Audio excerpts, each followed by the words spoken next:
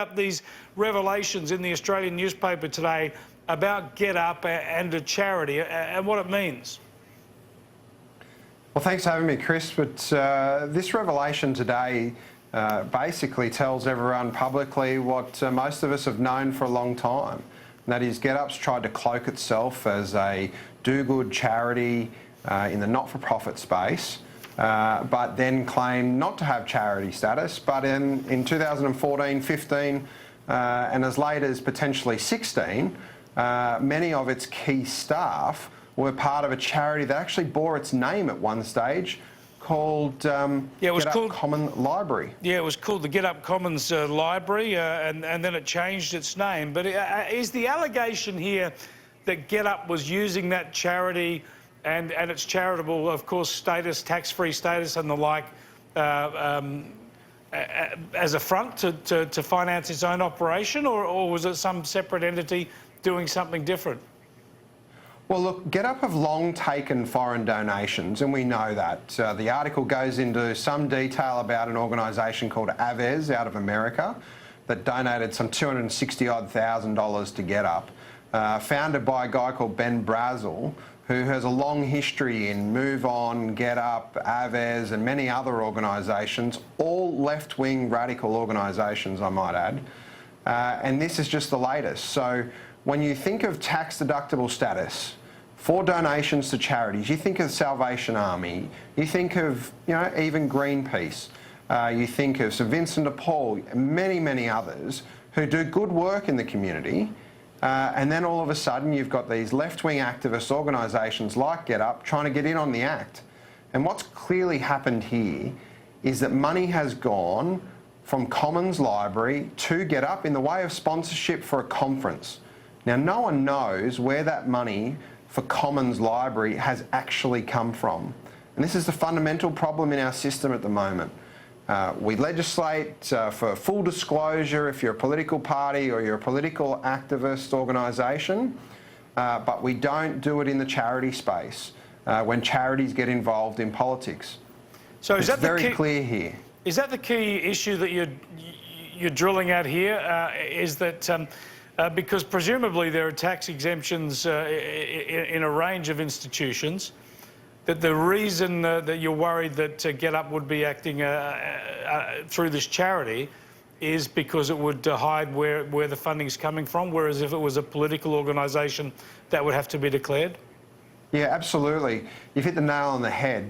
You don't know whether this is foreign money, domestic money, or whatever money it is that's gone into this charity, and the charity then passes it to organisations like Get Up. There's other examples of this happening. The Sunrise Project, which is a charity, passed $500,000 to Get Up just before the end of last calendar year. So there's plenty of examples of this happening. This Commons Library is just the next iteration, and Get Up has its fingerprints all over it. But Get Up is obviously a political operation. Why doesn't it?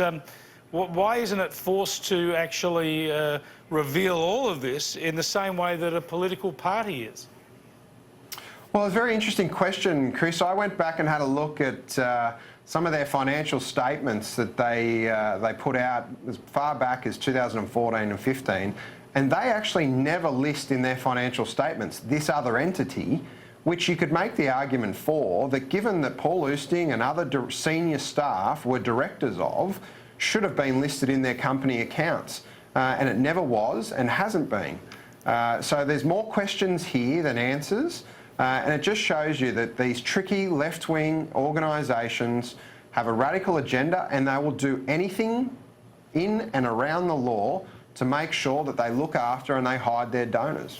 It also shows there's a truckload of money that heads their way from very, very unclear sources. Now, your organisation, Advance Australia, is a similar styled organisation set up to try and combat Get Up and what they're up to. Do you declare where all your funding comes from? Yeah, look, in line with the AEC rules, Chris, we disclose any donation we receive over $13,800, which is the same as all the political parties, and we actually even disclose our expenditure as well, that is broken up into various different categories that the AEC ask us to report on. Now, just a couple of issues that you've been involved in. Of course, when you're countering get-up campaigns around the country, they're often related to climate issues. What are your thoughts on this climate action strike day planned for September the 20th? And councils such as Sydney, I'm certain there'll be others, follow Sydney's lead, recommending their own people join a strike. Look, it's dumbfounding. Honestly, the people of Sydney would have greater concerns than strike action for climate.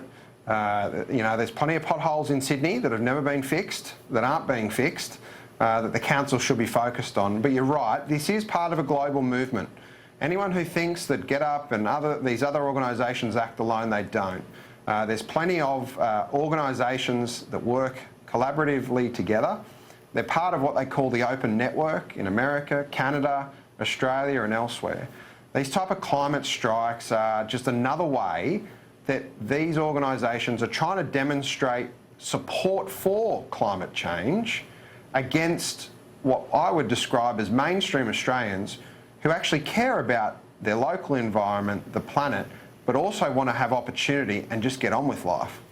People can protest about whatever they like, right? But I mean, the point here is you've got an organisation that survives on rates, on taxes it levies on its constituents. And it's saying on this day that its own workers ought to do no work. It's taking money from ratepayers under false pretences. It ought to refund all the rates equivalent for that day. Absolutely. I mean, you know, there's no taxation without representation. We can go all the way back to the beginning if we'd like. The principle's the same. You know, you can't have governments encouraging people to go on strike when they've got services to deliver. You know, is the rubbish going to be picked up that day? You know, if someone calls the help centre, is there going to be staff there, or are they all going to be out protesting? I think anyone who lives in the city of Sydney and pays those rates, you know, should be angry and should be up in arms. But it's just the latest, Chris. You know, we saw a Victorian council, Moreland City Council last week ban meat on Mondays as part of their climate action. Is that so, right? you know, yesterday was supposed to be Meat-Free Monday. These councils are seriously doing damage to the image of local government and they're not delivering the services that Australians expect. And I bet you if you went back and looked at the rate increases in the city of Sydney, they'd be above CPI. And I'd be surprised if they're running anything near a budget surplus or even breaking even. These things don't get fixed unless people get active and get engaged. And it's, you know, heartwarming to hear that there was a few sensible councillors who voted against the strike action. Well, if yesterday was Meat-Free Monday, today must be Brain-Free Tuesday, and perhaps September the 20th should be Rate-Free Friday. Well, look, I think all Australians deserve councils that put downward pressure on rates, and, you know, to be a first to see a council not increase their rates and actually live within their means. They should get stuck into roads, rates and rubbish, and that should be where they stick. Jared, thanks for joining us. Thanks, Chris. Jared